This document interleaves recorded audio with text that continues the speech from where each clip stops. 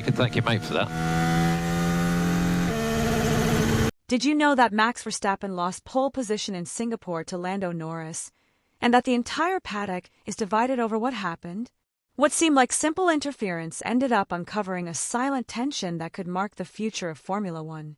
Before we continue, tell me in the comments, do you think Norris did it on purpose or was it just a miscalculation? Because today we're going to find out what really happened on that final lap that changed the entire qualifying session. Stay until the end. And don't forget to subscribe to the channel. Qualifying for the 2025 Singapore Grand Prix became one of the most tense moments of the entire season. Max Verstappen arrived at Marina Bay, determined to break the curse of the circuit, where he had never achieved a pole position. From the first minutes of Q3, the tension was palpable. The urban asphalt of Marina Bay, with its potholes, tight corners, and humid air that chokes the engines, was the ideal setting for a direct confrontation between the best. Verstappen, aware that every detail counted, fine-tuned his final lap to the limit, seeking the pinpoint precision that characterizes his qualifying sessions. His race engineer had radioed that he was on pole position, just a few hundredths of a second behind George Russell, who was leading the time in his Mercedes. The Dutchman's concentration was total. Every corner, every braking, every steering correction had to be perfect. At that moment, the Red Bull RB21 seemed like an extension of his body.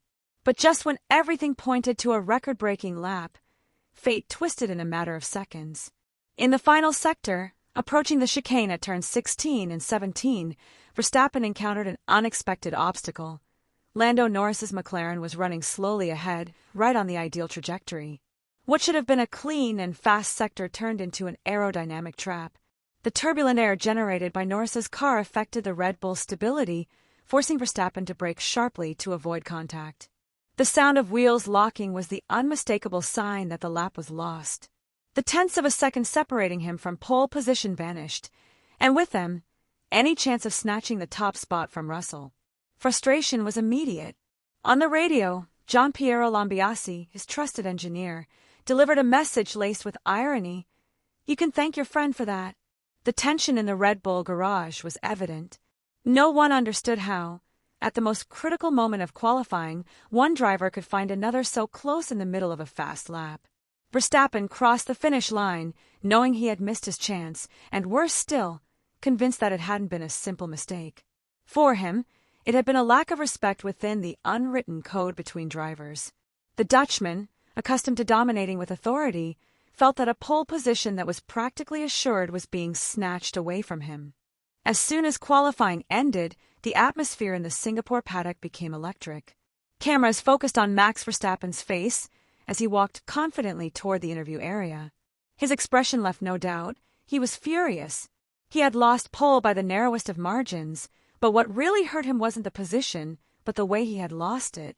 For someone as perfectionist as him, running into another car in the middle of a fast lap was an intolerable lack of professionalism. Every second counted, and feeling disadvantaged at the decisive moment made him explode inside. When David Coulthard's microphone was switched on, Verstappen couldn't contain his rage. Although he tried to maintain a calm tone at first, the tension seeped into every word. He explained that his lap was good, that the car was responding well, and that everything pointed to a very tight pole. But suddenly, he blurted out the phrase that lit the fire.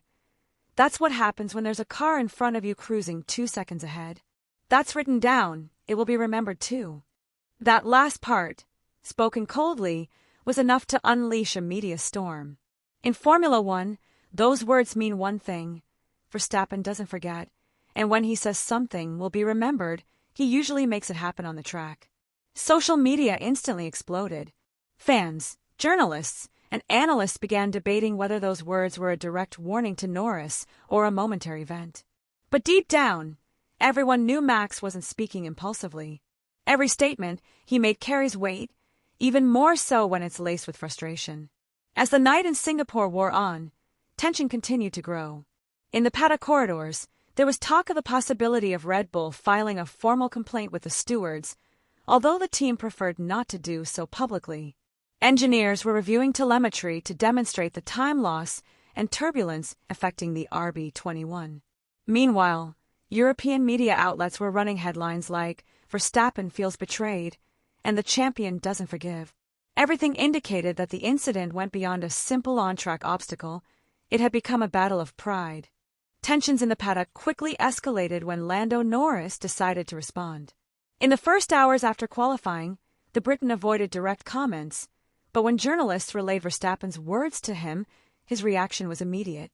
Far from appearing contrite or uncomfortable, Norris appeared calm, confident, and with a smile that defied the gravity of the moment. His first words were enough to further ignite the controversy. "They always complain. They complain about everything. That's Red Bull." With that phrase, he not only responded to Verstappen, but directly attacked the credibility of the team that dominates Formula One. What was most surprising was the tone. It was neither a defensive nor conciliatory response, but a statement that conveyed defiance. Norris didn't try to justify his position or explain the incident. He chose to take the opposite approach, discrediting the complaint. In a matter of seconds, he transformed a technical accusation into an institutional critique. His message was clear. He wasn't willing to accept blame, much less show weakness in the face of the Formula One world champion. This brave, even provocative attitude contrasted with the Briton's usual image, which tends to be more reserved and diplomatic. After that initial statement, Norris expanded on his point of view, explaining that he wasn't even aware that Verstappen was following him at such a high speed. He said that, according to his data, the gap between them was at least 3 seconds, and that there was no way his car could have affected the Red Bull's aerodynamics. "I didn't even know. I was like 3 seconds ahead. I can't understand it," he stated. With that, he not only denied having made a mistake, but also insinuated that Verstappen had exaggerated. Norris knew exactly what he was doing. Every word he said was calculated to change the narrative. Instead of coming across as a driver who hindered a fast lap, he positioned himself as the victim of Red Bull's disproportionate reaction. His speech pointed to a pattern of behavior from the Austrian team, suggesting that when something goes wrong, they always look for external culprits. With this, he managed to shift attention from the technical incident to a discussion of character, leaving Verstappen and his team as the ones who can't lose. This ability to spin the narrative in his favor was a strategic move that surprised even the most experienced members of the paddock. At a track like Marina Bay, where time is won or lost precisely on these sections, every small imbalance has a direct impact on performance. The team had been working for weeks on a new version of the front wing, seeking to increase aerodynamic efficiency without compromising balance, but the result was mixed. Although speed in fast sectors improved, the car remained unstable entering and exiting the most technical corners. The uneven urban asphalt, with its constant changes in level, made it difficult to maintain a stable aerodynamic platform. Furthermore, the extreme heat and humidity forced the RB21 to operate close to its thermal limits, particularly in tire management and engine cooling. The technical team's response was to introduce visible modifications to the rear of the car. The engine cover was redesigned with larger air vents, an attempt to improve heat dissipation in tropical conditions. Paul Monahan, one of the lead engineers, explained that the priority was to maintain consistency of aerodynamic flow without sacrificing power. Another key point was the car's handling over curbs. The RB21, like its predecessors, struggled more than its rivals when going over the aggressive curbs of the Marina Bay circuit. This seemingly minor detail affected both traction and stability in the slow sections. Verstappen had to modify his line in several corners to avoid unnecessary bounce, which resulted in a cumulative time loss in each sector. This problem worsened on the final lap of Q3, where the turbulent flow from Norris's McLaren further altered the aerodynamic balance.